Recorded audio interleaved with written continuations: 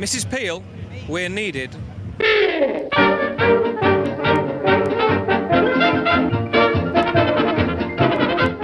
It's just gone noon, and we're back in Bedford Square once again for the chaos that is the Chap Olympiad.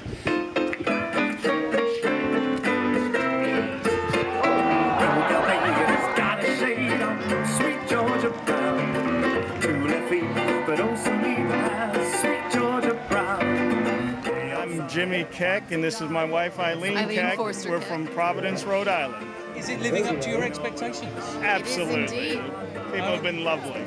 The earliest chap we have seen has been from the Regency. Yes. And he was They do like the Regency here, don't they? Very elegant. Have you ever been to the Jazz Age lawn party? We have twice. Oh yes, of course. How does that compare for size and entertainment? To be honest, the first year we went, it was quite like this. It was very nice. It's become so large. It's not quite as much fun anymore. We it's actually beautifully organized. We actually know a number of the members of that. So, but this is what it was like the first year we went, and it was when Kevin Fitzgerald and Don Spiro and all of them put it together. It's quite nice originally, but now it's come so large. There's literally thousands and thousands of people that go. Right. And so it kind of gets diluted. This is more pure. Okay. Right. Well, thank you for speaking to us. Thank you very I do hope you enjoy the day. Sweet Georgia Brown, to the feet, but oh so neat as sweet Georgia Brown. They all sigh and want to die for sweet Georgia Brown. To tell you just why, you know I don't lie. I'm here with Paul Walker from Walker Slater. Hello. How are you enjoying the day so far? Well, wonderful weather, yeah, great people, lovely event. So could you tell me a little bit about Walker Slater? Yeah, I mean, we're tweed specialists. We've been going for, well, since 1989. We started up in the Highlands, then opened stores in Edinburgh, then came to London 12 years ago. And how did your involvement with the Chap come about?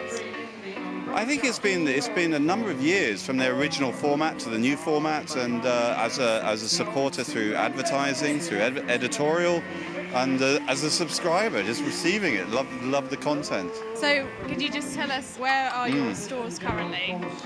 Our stores currently are in the Old Town in Edinburgh, and we have a ladies' store there, and then we have a store in Fulham, which is our expert tailor. So for made to measure, Fulham is absolutely second to none. Michael is phenomenal. And then we have Covent Garden, which is the convenient central London store. A sugar cake for me to take, for all the boys to see. We will raise a family. Ian Crichton, winner of the Best Dressed Man. Apparently so, yes. Thank you very much. I'm presuming this is an homage to Steve. Oh yes, absolutely, absolutely. Patrick Macnee, God rest his soul. Indeed, yes. Well, I suppose he's possibly inspired an awful lot of the people here. Yes, inevitably. He was an Edwardian gentleman in the 1960s, and thanks to reruns, even the youngest of us have seen his activities. I was talking to my lovely young lady friend. She said, "What are you going to wear for the Chap Olympiad?" And I said, "Well, I hadn't really thought about it." She said, "Well, I think you should wear the grey suit and the matching hat and take the umbrella." Once she said that, it was, well, I can't wear anything else now, can I? No, absolutely. Well, if you had it. Yes. Yeah, so well, it looks fantastic. fate or something. Yes. So now this is looking quite woolly. Yes. Have you been really, really hot today?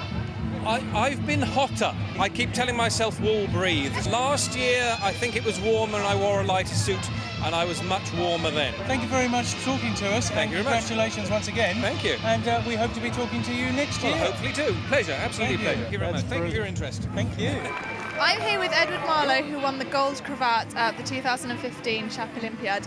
How does it feel to have won? Marvellous.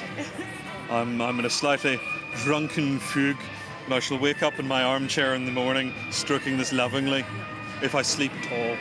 So how many years have you been attending the Olympiads? I believe my first Olympiad was somewhere in the midst of time, about 2009, and I've been attending every year since, and been progressively drunker as each year carries on, as one does. I don't think you're the only one.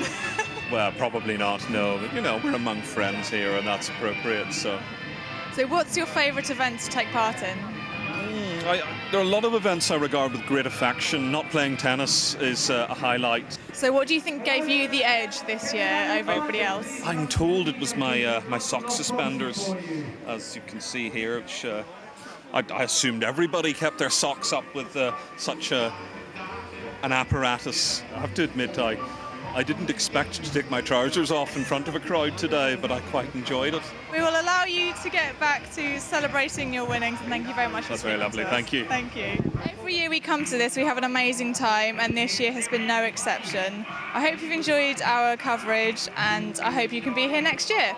This is Sadie Doherty for the Vintage News.